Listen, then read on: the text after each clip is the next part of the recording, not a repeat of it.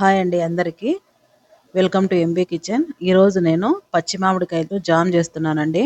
ఇప్పుడు ఎలా summer holidays కదా, పిల్లలు ఇంట్లోనే ఉంటారు కాబట్టి వాళ్ళకి ఇలా చేసి ఇచ్చారంటే చాలా హ్యాపీగా ఫీల్ అవుతారు. ఇది చపాతీల్లోకి, పూరీల్లోకి, అలాగే బ్రెడ్లోకి దేంట్లోకైనా చాలా బాగుంటుంది. పిల్లలు ఇంట్లో ఉన్నప్పుడు ఏదో ఒకటి అడుగుతూనే ఉంటారు కదండి, ఇలా చేసి పెట్టండి. చిన్న చిన్న చపాతీలు చేసేసి ఇలా జామ్ లాగా అప్లై చేసి రోల్ చేసి ఇచ్చారంటే చాలా ఇష్టంగా తినేస్తారు. ఇప్పుడు ఎక్కడ చూసినా కనపడుతున్నాయి కదండి, ఇప్పుడు సీజను మామిడికాయలది. అందుకోసము ఇలా చేసి పెట్టేశారంటే 1 ఇయర్ దాకా నిలువ ఉంచుకోవచ్చు. ఇది ఫ్రిడ్జ్లో పెట్టాల్సిన పని లేదు. తడి తగలకోకుంటే గిన 1 ఇయర్ దాకా ఉంటుంది, ఏం చెడిపోకుండా.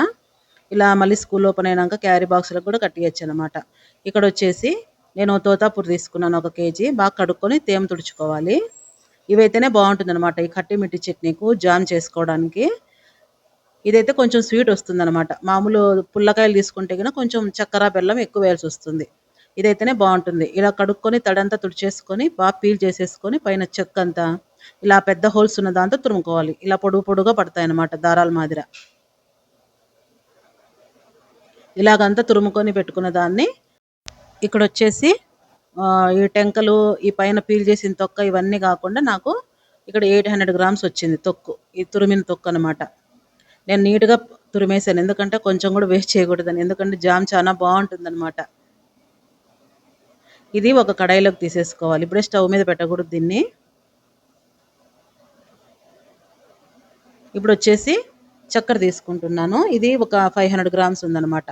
లేదా చక్కెరతోనే అంత చేసుకోవాలంటే కూడా వేసుకోవచ్చు. మనం ఎంత వెయిట్ ఉంటే గిన మామిడి తొక్కు సేమ్ అంత వేసుకోవచ్చు. ఇక్కడ బెల్లం వచ్చేసి నేను 300 grams బెల్లం తీసుకుంటున్నాను. లేదా ఒట్టి బెల్లంతో అయినా చేసుకోవచ్చు. నేను అక్కడ చక్కెర కొంచెం, బెల్లం కొంచెం వేసుకుంటున్నాను. బెల్లం వచ్చేసి బాగా మెత్తగా పొడి కొట్టుకొని వేసుకోవాలి. ఎందుకంటే చక్కెర తొందరగా మెల్ట్ అయిపోతుంది కదా, బెల్లం లేట్ అయిందనుకోండి పాకం వచ్చేస్తుంది చక్కెర ఉడికేసి. ఇది ఇప్పుడు స్టవ్ మీద పెట్టేసుకొని సిమ్లో పెట్టుకుంటూ, హైలో పెట్టుకుంటూ చూసుకుంటూ కలబెడుతుండాలి. ఇంకా దీంట్లోకి అసలు నీళ్ళు అనేది పోయకూడదు. దీంట్లో చక్కెర పాకం ఉడుతుంది కదా, దాంతోనే ఉడికిపోవాలన్నమాట ఈ మ్యాంగో అంతా.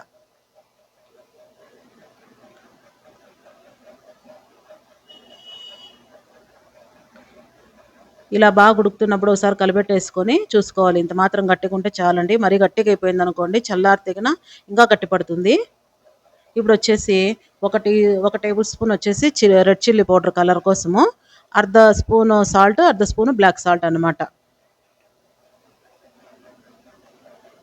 ఇది కారం పొడి ఎందుకు వేసానంటే, మనం చక్కెర వేసాము, కాయలు కొంచెం పులుపు ఉంటాయి కదా, పులుపు, కారం, తీపు 3 బాగుంటుంది అనమాట, బ్యాలెన్స్ చేస్తుంది.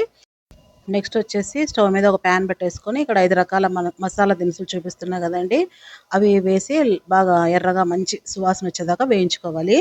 ఏమేమి అంటే 1 స్పూను జీలకర్ర, 1 స్పూన్ సోంపు, అర్ధ స్పూన్ వాము, అర్ధ స్పూన్ కల్లుంజి, 1/4 స్పూన్ మెంతులు. అంతేనండి. 5 రకాలు కలిపి వేయించుకొని ఇలా రోట్లో కానీ లేదంటే మిక్సీలో కానీ కొంచెం బరగ్గా దంచుకోవాలి. మరి మెత్తగా పిండిలా కొట్టుకోకూడదు. ఇది వేయడం వల్ల కూడా జామ్ ఇంకా మరింత రుచిగా ఉంటుందన్నమాట. ఇలా సిమ్లో పెట్టుకున్నాం కదా, ఇంకా గట్టిగా అయిపోతుంది అనేసి ఇప్పుడు ఈ పౌడర్ వేసేసి ఒక 4 ఇలాచీలు కొట్టేసేసుకోవాలి దించుతామన్నంగా. ఇంకా స్టవ్ బంద్ చేస్తామన్నంగా వేస్తే మంచి ఫ్లేవర్ వస్తుందన్నమాట. ఇంకా ఎక్కువ ఉడికించకూడదు, ఎందుకంటే చల్లారే కొద్దీ గట్టి పడుతుంది ఇది. ఇది బాగా అంతా కలిసేలా కలుపుకోవాలి.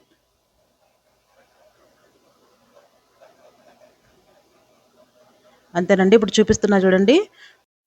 ఇప్పుడు ఇది కరెక్ట్గా ఉడికిందా లేదా అని కనుక్కోవడానికి ఇలా టెస్ట్ చేసి చూడాలండి. నేను చూపిస్తున్నా కదా, ఇలా తీగ పాకం లాగా అనమాట. ఇలా పట్టుకుంటే తీగలాగా రావాలి, అప్పుడు మనకు పర్ఫెక్ట్గా ఉడికినట్ల. ఇంక ఇది చల్లారినాక ఒక గాజు సీసాలో పెట్టేసుకుంటే గిన, ఫ్రిడ్జ్లో పెట్టకున్నా కూడా బయటే. ఈ జామ్ తీసుకునేటప్పుడు డ్రై స్పూన్ యూజ్ చేస్తే గిన తడి లేకోకుండా సంవత్సరం పాటు ఉంటుందండి. మరి మనకు నెక్స్ట్ మామిడికాయల సీజన్ వచ్చేదాకా ఉంటుందన్నమాట. ఇక్కడ వచ్చేసి పచ్చి మామిడికాయ మీద ఉప్పు కారం చల్లుతున్నానండి. ఎవరికైతే ఇష్టం ఉండదో చెప్పండి. ఉప్పు కారం అద్దుకొని తింటే చాలా బాగుంటుంది కదా. మీలో ఎంతమందికి ఇష్టమో కామెంట్ చేయండి. మరిన్ని మంచి రెసిపీస్తో వస్తూ ఉంటాను. ఈ వీడియో నచ్చింది అనుకుంటాను. సబ్స్క్రైబ్ చేయండి, లైక్ చేయండి, షేర్ చేయండి, కామెంట్ చేయండి. దీన్ని కట్టిమిట్టి చట్నీ అంటారు. ఇది మీ పిల్లలకు చాలా నచ్చుతుంది అనుకుంటాను ఈ సమ్మర్లో. Thanks for watching.